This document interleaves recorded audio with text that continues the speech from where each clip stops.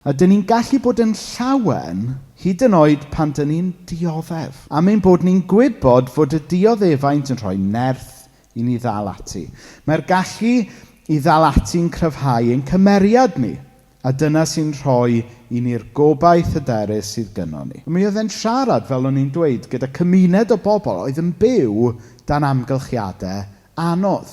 Ac yn yr un modd, mae Cristnogion heddiw yn goffo ffeindio beth yw i fyw yn heddwch Iesu pan mae dioddefaint yn brofiad real. A rywydd, does dim byd yn newid wrth i ni ddod yn Gristion. Ond ar y llaw arall, mae popeth yn newid.